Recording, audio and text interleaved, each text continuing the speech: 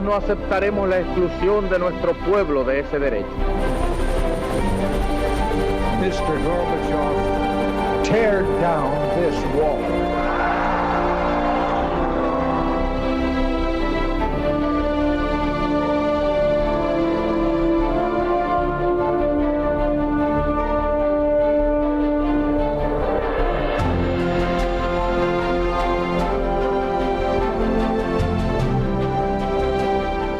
Buenas noches, señoras y señores.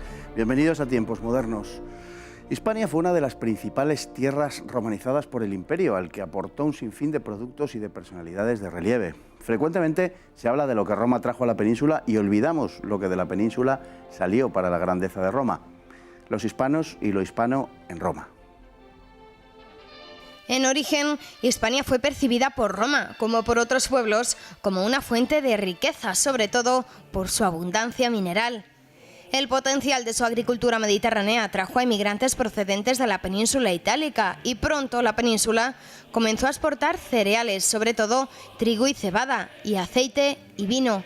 El aceite particularmente gozó de una justa fama por su calidad. Hispania fue, junto a Italia, la región más romanizada del imperio, lo que es tanto más significativo por cuanto la península ibérica tiene una extensión casi doble que la italiana. En Hispania floreció una cultura latina muy pujante que produjo intelectuales del nivel de Quintiliano, de Marcial o de Séneca. Sobre todo Séneca tuvo un impacto de primera magnitud. Nacido en Córdoba, fue el filósofo del estoicismo en Roma, una corriente de pensamiento característica del mundo clásico, nacida en Grecia pero acogida con entusiasmo por la capital latina. Séneca fue, además, el preceptor del emperador Nerón. El poeta Lucano, autor de Farsalia, y el también literato Marcial, ambos del siglo I, así como el retórico y pedagogo Quintiliano de la misma época, fueron figuras de origen hispano de primer orden en la cultura romana.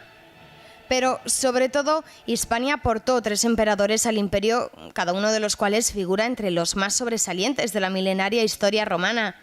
Los 2 primeros, Trajano y Adriano, forman la cúspide de la época conocida como la Pax Romana, el momento en que el esplendor del imperio ascendió más alto durante la primera mitad del siglo II. Ambos eran nacidos en Itálica, cerca de la actual Sevilla, siendo Trajano tío segundo de Adriano. Nunca el imperio conoció mayor extensión que durante sus mandatos, alcanzando sobre todo el primero grandes triunfos en la Dacia y en Arabia, y más tarde incluso en Armenia, Asiria y Mesopotamia. Su sobrino Adriano tendría que dominar rebeliones en Britania y en Mauritania. Teodosio fue emperador 2 siglos más tarde. Nacido en la actual Coca, en Segovia, o bien en Itálica, como los anteriores, 2 de sus decisiones le sitúan como el último gran emperador. Teodosio fue quien proclamó el cristianismo como la religión oficial del Imperio Romano en el año 380, en el Edicto de Tesalónica, y también quien escindió este en 2 partes, una oriental y otra occidental, para sus hijos Arcadio y Honorio, a su muerte en el año 395. Ambas decisiones, la división del imperio y su conversión al cristianismo, han tenido en la historia un impacto decisivo. Los 3 emperadores que Hispania aportó al imperio, así como los más destacados intelectuales hispanos, se cuentan entre quienes mayor protagonismo alcanzaron durante los siglos que duró la dominación de Roma sobre buena parte del orbe, entonces conocido.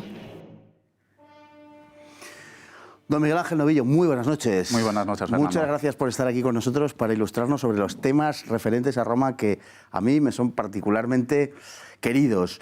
Y el de hoy pues es la aportación de lo hispano y de los hispanos a Roma en general y concretamente es más notable a la época ya del Imperio. Bueno, en primer lugar decir que la romanización en Hispania fue muy profunda, ese es el hecho histórico, y que precisamente estos personajes son tanto más romanos precisamente por ser hispanos. Así es decir, la romanización de Hispania es una romanización profunda y a la vez dilatada en el tiempo. Es decir, debemos tener presente que Roma aparece en la órbita de la antigua Iberia en el contexto de la Segunda Guerra Púnica. Es decir, desde el 218 hasta el 19 a.C. Con Augusto no se conquista y romaniza la totalidad de la península ibérica y efectivamente se utilizan una serie de instrumentos de romanización, como puede ser la moneda, la lengua, la religión, pero lo queramos o no,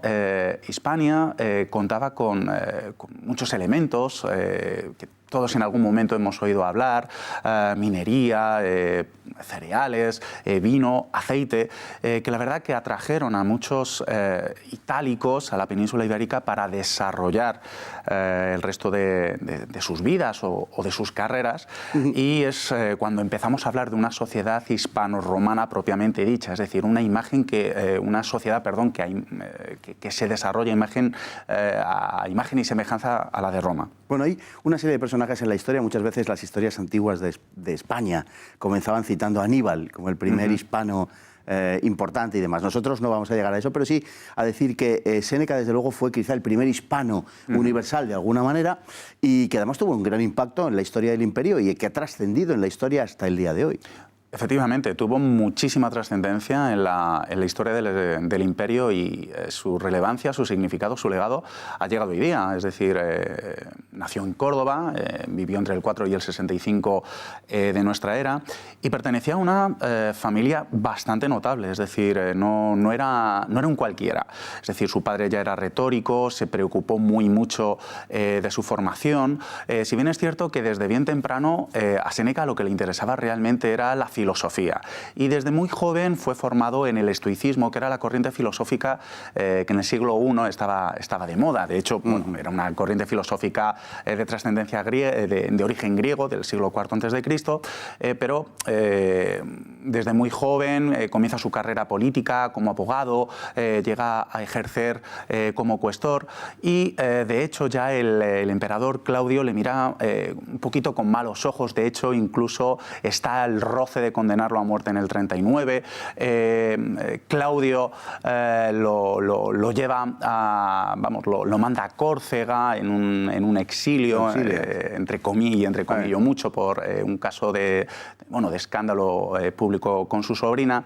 Y cuando Nerón accede al trono imperial, pues es llamado a Roma para funcionar como uno de sus preceptores, uno de sus consejeros, y digamos que ya Séneca es una de las máximas figuras, uno de los máximos exponentes intelectuales. De hecho, logra poner a Hispania en el mapa, y ha llegado a nuestros días como la máxima figura del estoicismo, pero el estoicismo moderno, el estoicismo de segunda generación. ¿Por qué digo esto? Porque es un tanto ecléctico, es decir, respeta el origen, el fundamento del estoicismo, pero no obstante lo ajusta a sus necesidades. Es decir, incluso toma algunos preceptos del epicureísmo, rechazados en un principio por el estoicismo, y no obstante, va buscando la virtud, la buena obra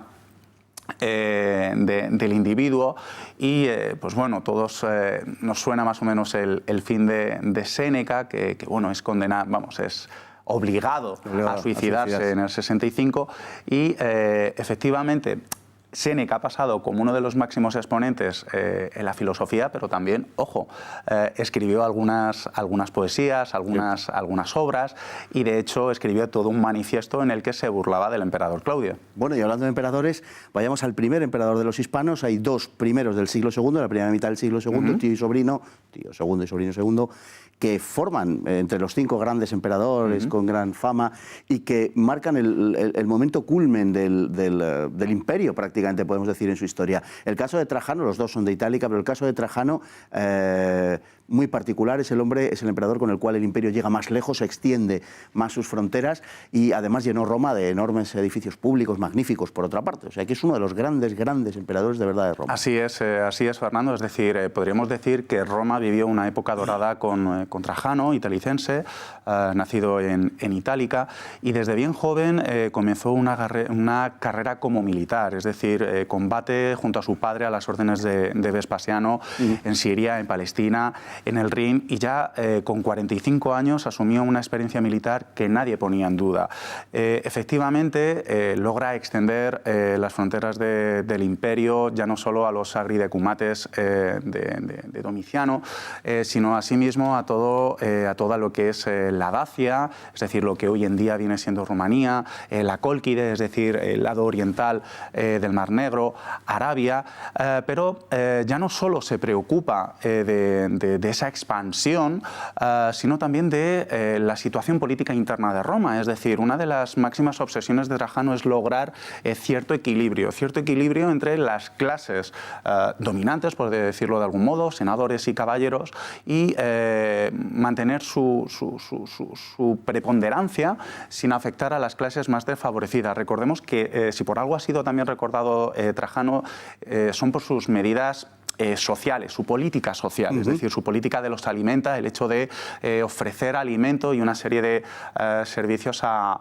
la plebe. Igualmente, ha sido un emperador que ha pasado a la posteridad por llevar a cabo grandes obras, es decir, ya no solo su foro, sino también la columna trajana, que no deja de ser un libro de historia. Bueno, y que hizo algo también que era costumbre en Roma, adoptar como sucesor a un pariente cercano, pero que no era exactamente su hijo, porque la monarquía romana, o el imperio romano, que no la monarquía, se lo hubieran tomado muy a mal, si los hubieran llamado rex, ¿no? Pero el imperio romano estaba hecho así, es decir, no necesariamente revertía en el siguiente, en la línea sucesoria directa o biológica, sino que ellos tenían una capacidad de elección. No era mal método tampoco. Efectivamente, ya este sistema de adopción se remonta a Julio César. Y ahora llega Adriano, ¿no? Y llega Adriano, efectivamente. Adriano no era el descendiente directo de Trajano, y de hecho se entera 2 días después de la muerte de Trajano de que es adoptado, es decir, lo que no dejó de levantar serias sospechas. Adriano igualmente procede de una familia itálica, de orígenes itálicos afincados en Hispania, y en este sentido, pues si Trajano ha pasado a la posteridad como uno de los emperadores o el emperador que más amplió las fronteras del imperio, Adriano las mantuvo. Es decir, de hecho, pues bueno, ha sido recordado por la muralla adriana, es decir, sustituir las antiguas empalizadas de Trajano por ya muros propiamente dichos, y mantiene un desarrollo de la política exterior y también de la política interior, renovando la burocracia, llevando a cabo distintas obras, etcétera. Se nos ha quedado el último de los emperadores hispanos, que es no menos importante que los anteriores, aunque ha sido de una época muy posterior y en cierto sentido mucho más decadente, pero sí le podremos dedicar un programa a Teodosio, que es además el último gran emperador de los emperadores del imperio, el emperador segoviano Teodosio I. Pues muchísimas gracias, don Miguel Ángel. Muchísimas gracias a vosotros. Contamos con usted, por supuesto, para hablar con Teodosio, y con todos ustedes también, y hasta el próximo programa, si Dios quiere.